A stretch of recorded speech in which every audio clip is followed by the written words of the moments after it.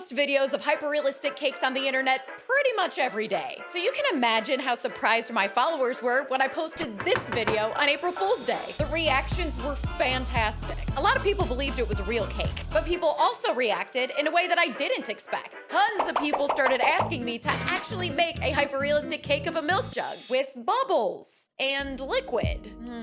Is that even possible? We're about to find out. My name is Natalie Sideserf, and I make cakes that don't look like cakes. And today, I'm going to make a cake of a milk jug.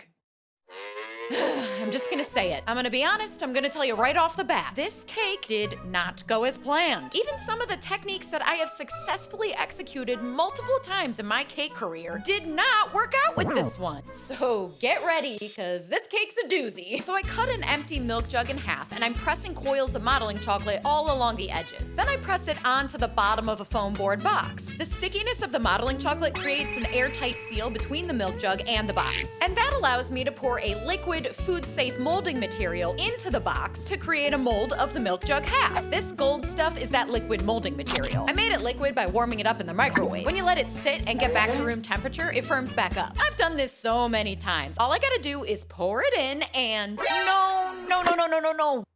It didn't stick to the bottom of the box. Look at this, it's a disaster. The milk carton has to be secured to the bottom of the box. There's no way to get it to stick now. I'd have to start over. And the same exact thing might happen. Just stop everything.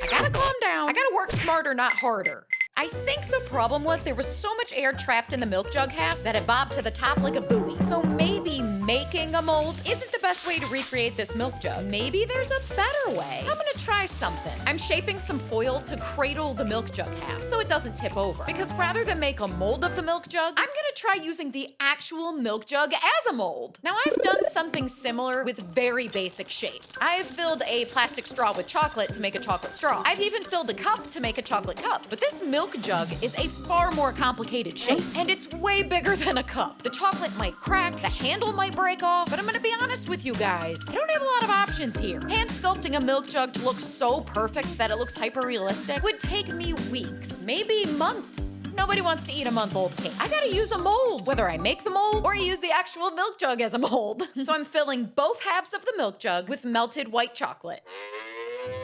I put them in the fridge for about a half hour to chill, and they look pretty good. So now I have to release the chocolate without breaking it. Just trying to work the chocolate off. It's not coming off.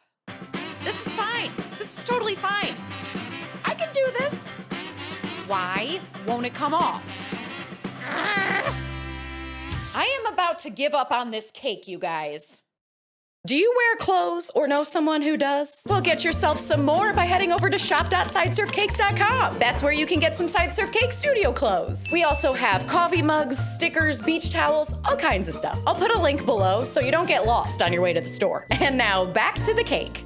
I'm gonna need a pep talk here. I've been working on this for 15 minutes. Oh, I think I got it. Thank you. My goodness, finally. I did it. And I gotta say, it looks pretty good. Oh, there's another half. All right, I know what I'm about to get into. It just came right off. How does this happen? It's like a cruel joke. Well, look, it doesn't matter. I'm happy. I have 2 milk jug halves. Now I gotta fill them with cake. I feel like I'm finally on track to make this milk jug cake. But do you remember what I said earlier? Make a hyperrealistic cake of a milk jug with bubbles and liquid. Liquid. I said I'd fill this cake with liquid. In my head, I imagine me cutting into the cake and the liquid just pouring out. But if I just fill this entire thing with milk, it's gonna make the cake really, really soggy. There's a difference between giving a cake a milk soak and literally drenching the cake in milk. So what can I use that's slightly thicker than milk? White chocolate ganache. I love white chocolate ganache, and I can control the thickness of it. Gotta make sure it's not too loose and it's not too thick. I don't know if you've noticed, but I only filled cake up to the handle. I've left a good amount of empty space at the top of the jug. That's where my white chocolate ganache is gonna go. Speaking of, I've gotta make it. Your basic chocolate ganache is just 2 ingredients, chocolate and heavy cream. If I go heavy on the chocolate, the result is thick. If I go heavy on the cream, it's gonna be more loose. So I'm just eyeballing it here. I'm going for a pudding-like thickness, which makes me realize I could have just used vanilla pudding to fill the cake. No. I'm sticking to the plan. Chocolate ganache it is. ganache?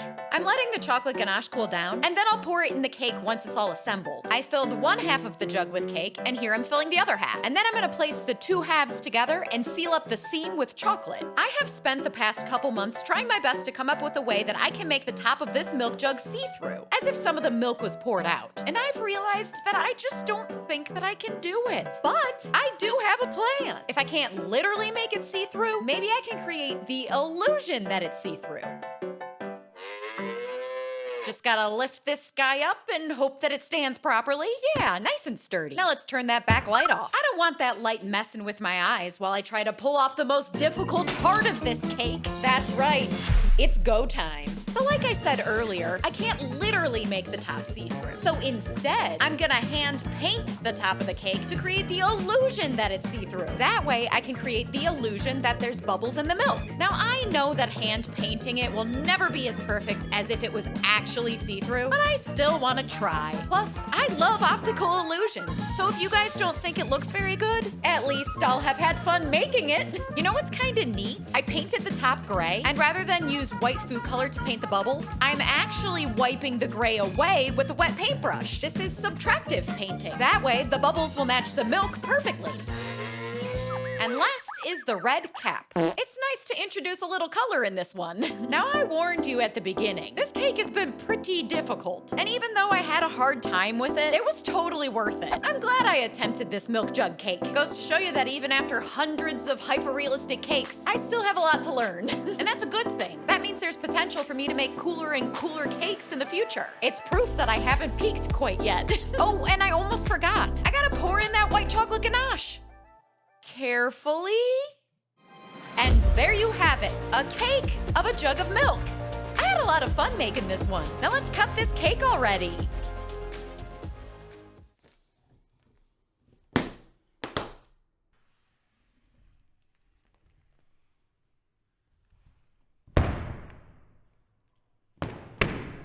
Oh my goodness, that was epic. What do you guys think? If you like this video, subscribe to this channel. I post a brand new cake every week. I'll see you next week for another cake.